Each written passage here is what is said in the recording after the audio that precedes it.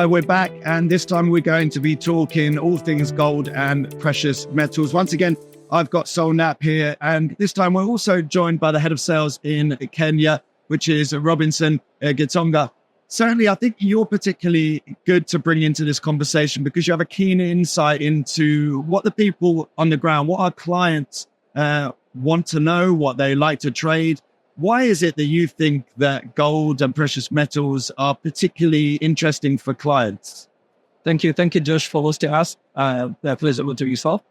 I think gold is an important commodity, and clients are always looking for volatility. They're looking for an asset that knows day and night, regardless of how day and night. So the retail market is also in a space where people want to own gold in a CFD space, yeah, and being a space that every client are actually has tried to try different other kind of commodity. Gold becomes what everyone is talking about. So the demand for it spills across the world. I mean, it's an interesting one because I guess everyone has their own theory as to why gold's going to go up or going to go down, right? And we're going to touch on all of these different topics, whether we're talking, like I said, geopolitical tensions or inflation or the value of the US dollar or the actions from central banks. But certainly it's sort of captured the imagination of our clients in particular. And that's to their benefit. You know, we're talking about a market that has been an absolute massive outperformer. We're talking about 44% gains over the course of the past year, which that is a massive amount for a asset like gold. You know, if you're looking at gold in particular, you know, what are the sort of key attributes that you think make it particularly interesting for traders over the years? Well, as Robinson touched on, it's a volatile product. It's open day and night. You know, it's listed on the Chicago Mercantile Exchange on the COMEX. I think regionally as well, especially in the Middle East and in Africa, it's a product that everyone's interested in. It's a product people understand. You can physically hold gold. You can touch gold. It's there. Not like a barrel of oil where you probably, not many people will be able to touch a barrel of oil or FX. You know, it's that they're more on paper sort of products, as where gold is an interesting product for everybody to hold. Especially, you know, a lot of trading you can be physically delivered in gold. It's a good asset to have, a good asset to hold. It's inflation proof. I think it just captures sort of everyone's needs. Do you think that, you know, I think you give a particularly good insight into the different ways that people might trade different elements of it. You were talking to me previously about, you know, the possibility for people to be looking at this, whether it comes to futures, whether it comes to the spot market. You know, what are the different ways that people might try and trade gold? You know, maybe it's not just gold itself, maybe it's gold companies. You know, there's all sorts of ways that people gain access to gold and precious metals. You could even look at mining companies and, you know, the likes. Gold is an industrious metal. It's only probably 10% usage. Most of gold is speculation, hedging, and flight to safety. People do try and trade spot against the futures. There normally is a quite close correlation between spot and futures price, and they don't deviate too much. I mean, if you look back into COVID times, the spread between spot and future, or the difference in price, become about $80 because there was a difficulty delivering physical gold that was traded on the exchanges and actually moving that gold to where it needed to be in the warehouses or to end producers. So yeah, there's lots of different ways. There's, you know, a lot of people trade it technically. People trade it over data because it moves a hell of a lot, and just the general buy and hold trend because people believe it will appreciate in times of difficulty.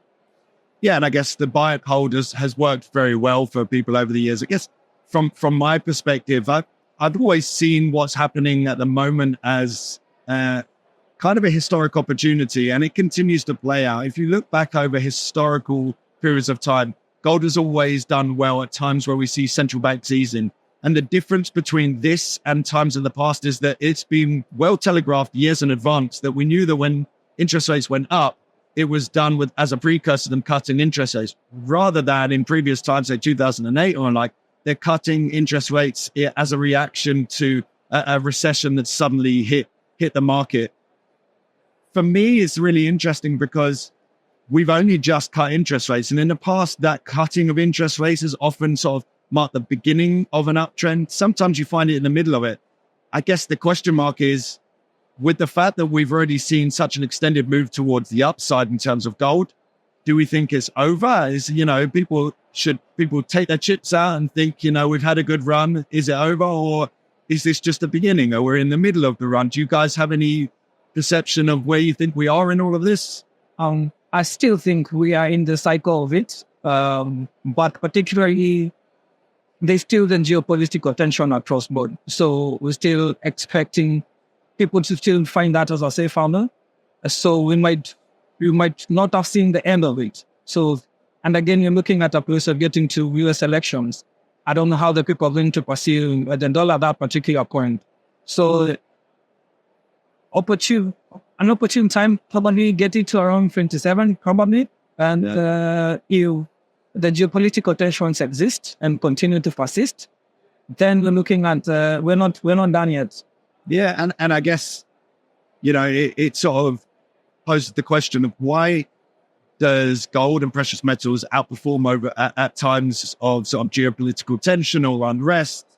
And certainly it points towards the trend that we have been seeing over recent years when it comes to demand side of things, where people within regions of the world, be it Russia when we're having the war, be it China where you're having the breakdown in terms of relations between the US and China, people start to look at gold as essentially a currency aside from their own currency. If you have the possibility of devaluation of your local currency, people want to get their money into something else. And gold certainly plays that role.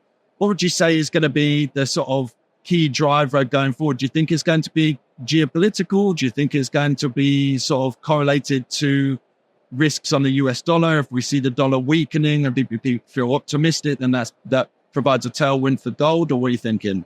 I think it's a combination of all. Like, if the US starts to cut rates and the dollar weakens a little, people will start to buy gold as a hedge naturally.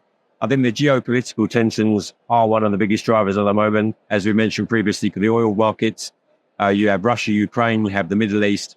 And in times of woe, when, people are worried about their own devaluation of their currency or their assets, gold goes back to, back in the days before we had coins, before we had money, you held a physical asset that you could use to barter. And I think even though we're much more evolved than we was 100 years ago or 80 years ago in these sort of scenarios, he still holds that belief that gold will always intrinsically be worth something.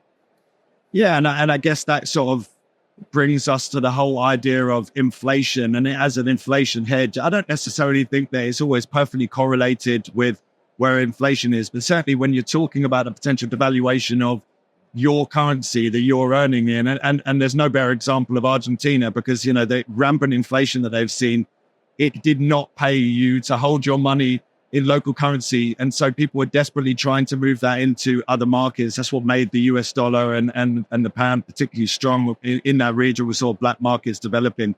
But as we see inflation coming back and normalizing, so people can say, as an inflation hedge, maybe this isn't necessarily as relevant anymore.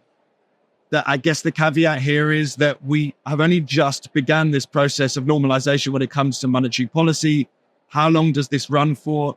Inflation is going to be key, because inflation has the key to be able to undermine that trajectory in terms of interest rates going forward. If we're looking at gold versus other markets, I guess the other markets would generally be in the space would be silver. Silver is generally perceived as this sort of younger brother or sister to gold, can be unloved for periods of times, and then suddenly just comes back up and we see this catch-up play. I find it really interesting to note that whilst we've seen sort of 44% gain over the past year for gold, it's the same kind of thing for silver. So they're pretty much in tandem now, but we don't necessarily see that trajectory held where they're just trading in line with each other. So do you have any perception over silver? Do you think this is the time where everyone's going to jump in silver, or you think gold's still the place to be? I think gold is still going to hold on to that glory. But I think for other traders and investors who are also keen to match up and probably de-risk from gold, they might start looking at silver as an option and creating our own new demand for it. And again, we're in a decentralized market. So when perception starts changing to a certain asset class, the investors start seeing the demand for each stock rising. And probably now they can trend together, probably. Yeah, and I guess there's always the argument of like, gold's for your person who wants to buy a necklace and a ring or speculate. And silver actually has that purpose when it comes down to, industrials and real life use cases. Coming into a time where we're seeing central banks focusing more on growth. We're talking about China, the potential for a boom over there.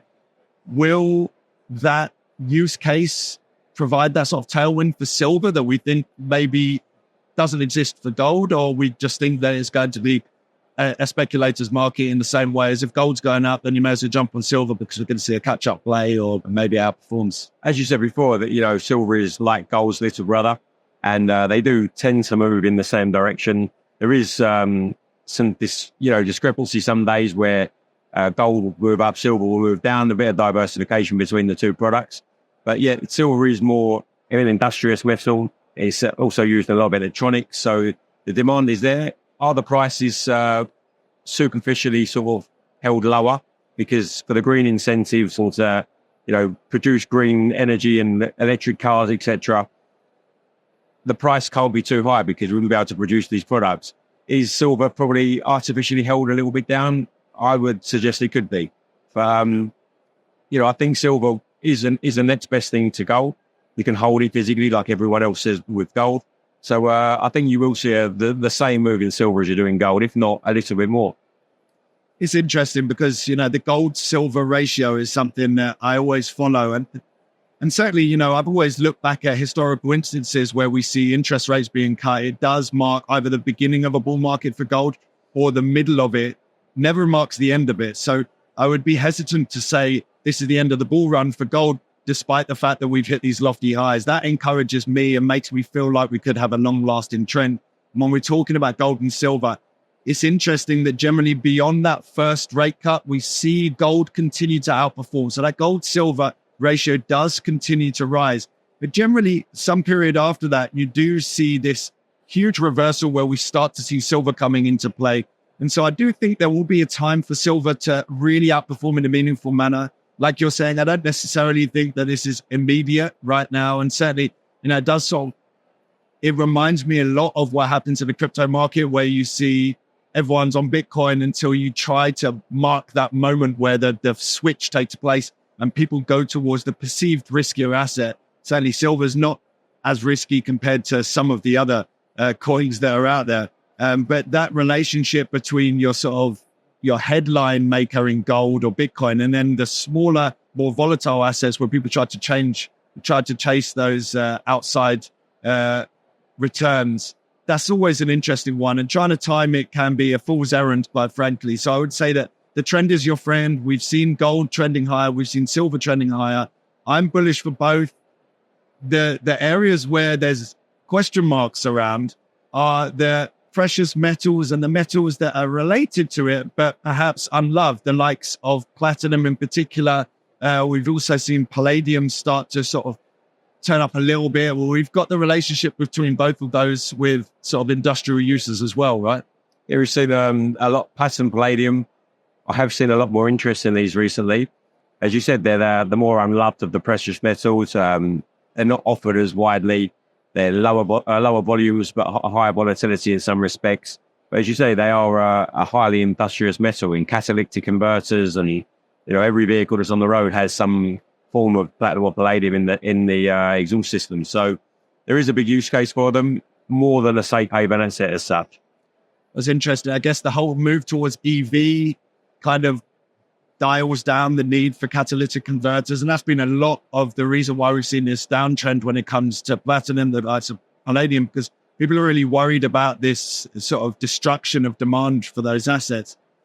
But then when I look at the chart and I start to see the potential for them to bottom out, it gets you interested in it. There's something about being a trader where you are desperate to find the top of a market or the bottom of the market rather than the middle of the market, right? And if this is the middle of the market for gold, if this is the middle of the market for silver, it's up to each individual trader to try and ascertain whether they want to be that person that picks the bottom of the market and try and, be the hero, or whether they just want to try and pick something in the middle of it and try and ride that trend. So Yeah, it's going to be an interesting one to play out. I've a number of times thought, this is really interesting. I want to write something or make a video about the possibility of it, these sort of platinum, palladium bottoming out.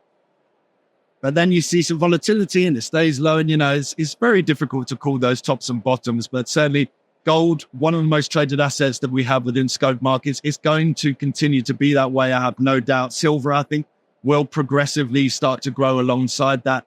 And so, all of these different factors are playing into it, whether it's what's happening at the central bank level, what's happening in terms of geopolitical tensions, the US dollar, inflation, all of that feeds into it. We'll continue to cover it.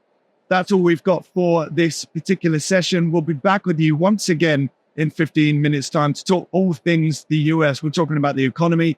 We're talking about earnings season and the US dollar. So make sure to join us in 15 minutes. And for now, that's all we've got time for when we're talking about precious metals. Thank you.